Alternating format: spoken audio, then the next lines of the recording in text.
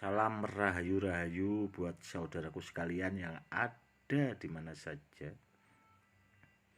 Saudaraku, kali ini saya akan menjawab pertanyaan saudara-saudara kita yang sudah banyak masuk ke WA bertanya tentang apakah santet itu ada, Gus. Kalau menurut saya pribadi, santet itu ada, saudaraku. Dan jenisnya banyak, termasuk teluh, jengges, itu ya sejenisnya santet itu sendiri, saudaraku. Tapi jenisnya beragam, seperti itu. Dan saya juga mau cerita sedikit, saudaraku. Dulu adiknya ibu saya itu juga pernah, saudaraku, sakit.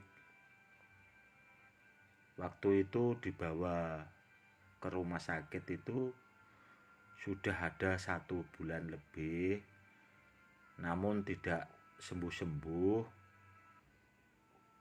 Dan juga diperiksa itu tidak ada penyakitnya, saudaraku. Istilahnya di medis itu katanya tidak ada penyakitnya. Namun waktu itu perutnya besar sekali, saudaraku. Sarung itu sampai tidak muat, hampir tidak muat sarung itu karena perutnya terlalu besar. Waktu itu saya ada di daerah Rimbo Bujang di Sumatera. Waktu itu saya ditelepon sama Pak D saya, dan saya bilang ke Pak D waktu itu, ya saya suruh minta tolong ke orang-orang yang ahlinya. Namun kata Pak D waktu itu sudah dibawa berobat ke mana-mana, ya namun hasilnya belum sembuh, saudaraku. Dan waktu itu saya bilang ke Pak D, akhirnya saya pulang. Setelah sampai rumah, saya ke tempat yang sakit itu tadi, ya saudaraku. Itu memang perutnya besar sekali, saudaraku. Perutnya besar sekali. Setelah saya tanya itu, katanya ya tidak punya masalah dan sebagainya. Namun setelah saya cari informasi yang detailnya, ternyata memang terkena santet, saudaraku. Ada sedikit permasalahan lah bahasanya waktu itu. Dan yang sakit itu dulunya juga tidak percaya santet, saudaraku.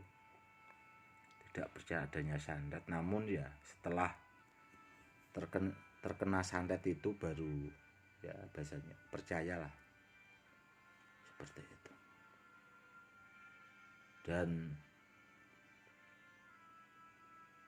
ya mau bagaimana lagi, ya saudaraku. Itu saya diminta tolong sama beliaunya karena ya itu tadi masih adik kandung dari ibu saya. Akhirnya saya obati, saudaraku. Itu saya ruqyah, saya doakan. Ya alhamdulillahnya itu tidak lama sembuh, saudaraku. Setelah sembuh, saya suruh puasa, saya ajari doa khusus itu. Ya alhamdulillah sampai sekarang itu orangnya ya selamat, tidak apa-apa sampai sekarang, saudaraku. Karena dulu, saudaraku, saya setiap belajar ilmu hikmah ke tempat guru-guru saya itu, yang saya minta itu ilmu untuk penangkal santet. Ya mikir saya itu ya biar kita selalu bahasanya itu selamat lah. seperti itu. Dan ada dari guru saya itu, setelah saya puasa diajari doa, itu dulu saya pernah disuruh beli silet, saudaraku, silet Tatra. Setelah saya beli silet, saya kan agak heran, saudaraku ya. Saya kan belajarnya untuk penangkal ilmu santet. Guru saya bilang seperti itu sama guru, supaya saya itu punya perisai buat penangkal lah bahasanya. Iya, silet itu dibuka dulu, habis itu dikunyah. Guru saya bilang seperti itu, saudaraku. Nanti kalau siletnya sudah dimakan, ditelan, baru saya kasih tahu. Dan saya tanya ke guru juga, apakah tidak bahaya, guru, kalau masuk perut itu siletnya, karena siletnya kan silet baru juga. Tidak apa-apa, seperti itu. Guru menjawab waktu itu seperti itu, saudara. Siletnya memang saya kunyah, saya telan, memang tidak apa-apa, saudaraku. Karena ya waktu itu juga itu tadi saya habis puasa, diisi juga sama guru, jadinya saya juga ya mantep lah bahasanya. Setelah itu guru menjelaskan ke saya, kalau silet bisa dimakan dengan lantaran doa itu tadi, insya Allah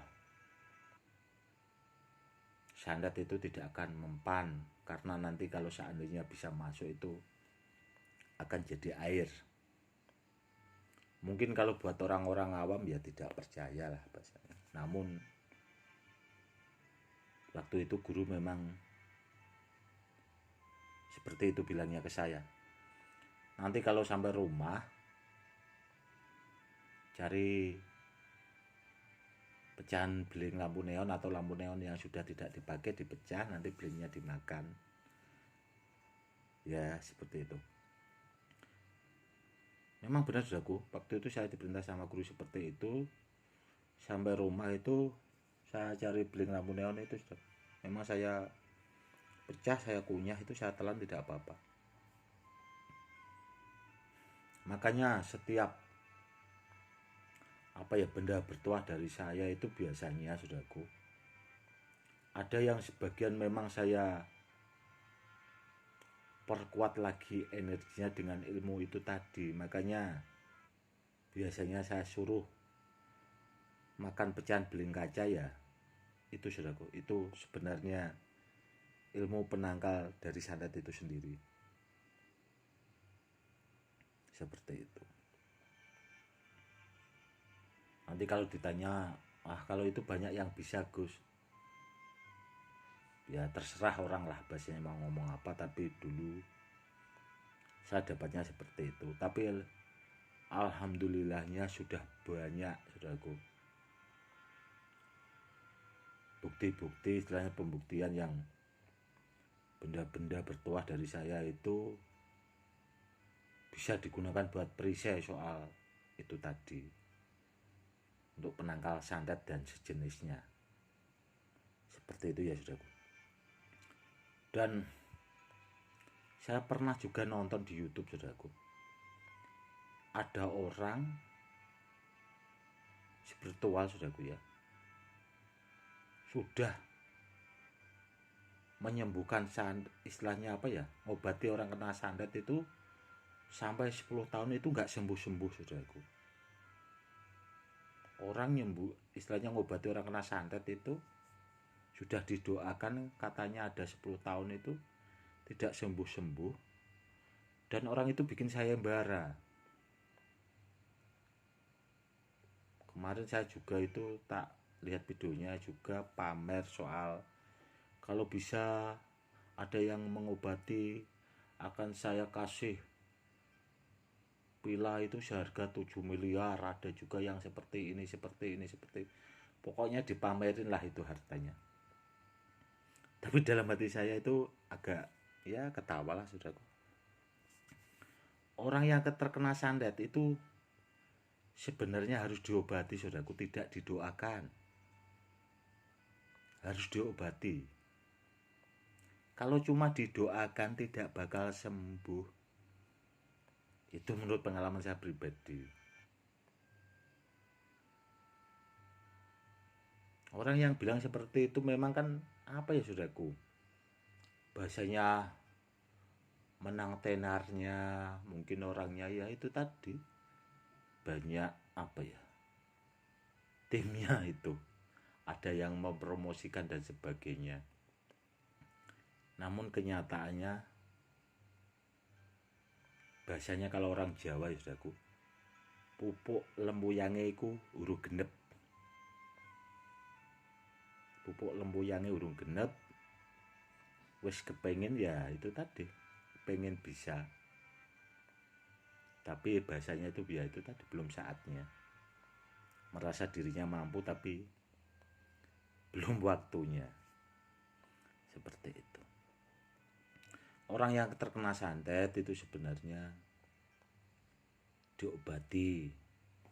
Jangan didoakan saudaraku, nggak bakal sembuh nanti malah. Itu ada caranya khusus. Yaitu tadi kalau buat perisai itu memang ada doa buat penangkal saudaraku, itu memang ada. Insya Allah kalau kita punya itu tidak bakal mempan disantet lah bahasanya.